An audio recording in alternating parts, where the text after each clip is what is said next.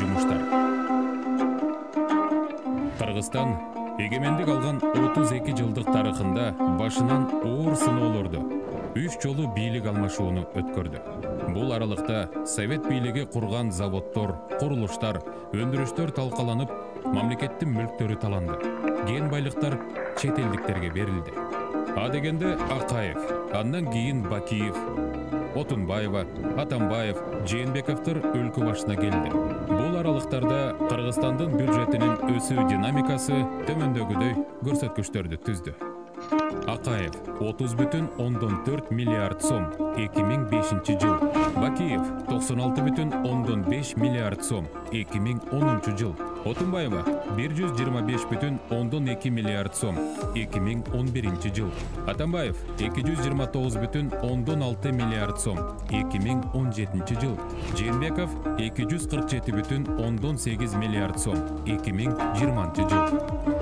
2021 жылдын 20 январында Садыр Жапаров президент болуп шайланып, командасы менен 247,8 миллиард бюджети менен мамлекеттин тагдырын колуна алды.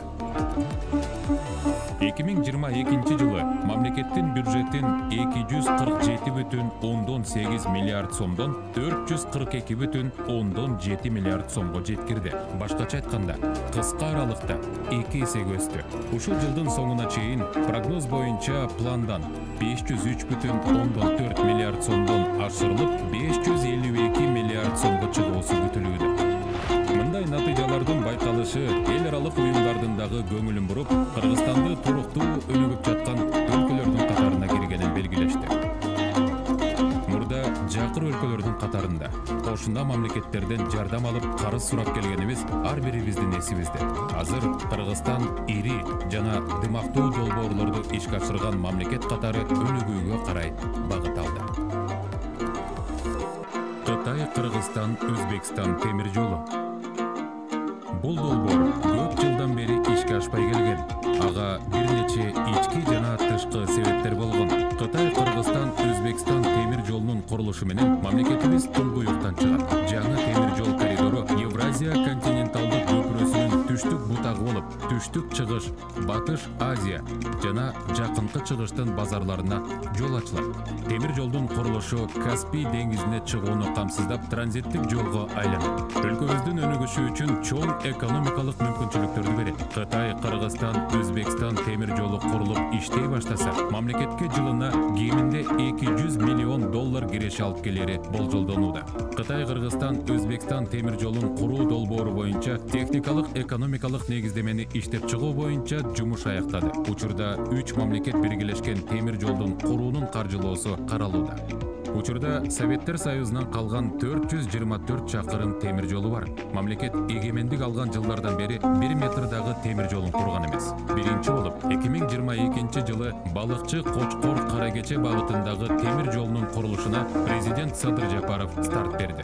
Жаңы темир жол курулуунун натыйжасында өнөр жай ишканаларын өнүктүрүүгө, экономиканы алдыга жылдырууга шарт түзүү, аймактарыбызды транспорт байланышы менен камсыз кылууну арттыруу жана жалпы эле өлкө бүтүндүгүн чыңдоо сыяктуу бир нече милдеттерди чечүүгө жол ачылат. Өткөн жылы 5 чакырым жол салынып, бул жылы 15 чакырым темир жолунун курулушу бүткөрүлөт. Жалпы 20 чакырым. Каракечеден ары темир жолу Махмалга жетип, Кыргызстандын түндүк менен түштүгүн туташтырат. Андан ары Жалал Абад аркылуу Кытай, Кыргызстан, Өзбекстан жолуна кошулат. Ошондой эле Кыргыз темир жолу ишканасы көп ийгиликтерге жетишти. Мурда ири киреше тапканына карабай, карызга батып келген ишкана 2021 жылдан тарта өнүгүп баштады. 100 даана жүк ташуучу вагондорду сатып алды. Мурункудан бери келген карыздарын жапты. 20 чакырым аралыктагы жыгач шпалдар эски рельстердин ордун жаңы темир бетон шпалдарга алмаштырып, жаңы рельстерди койду. Ишкана өзүнүн күчү менен люкс вагондорду жасады. Темир жол тармагындагы дагы бир ийгилик. Буга чейин темир бетон шпалдарды башка өлкөлөрдөн сатып алсак, мындан ары Кыргызстан өзү чыгарып баштады. Чүй облусунда темир бетон чыгарган завод ишке кирип, андан чыккан шпалдар балыкчы Кочкор Каракече жолунун курулушуна колдонулуп жатат. Баасы сырттан сатып алганга салыштырмалуу 2 эсе арзан.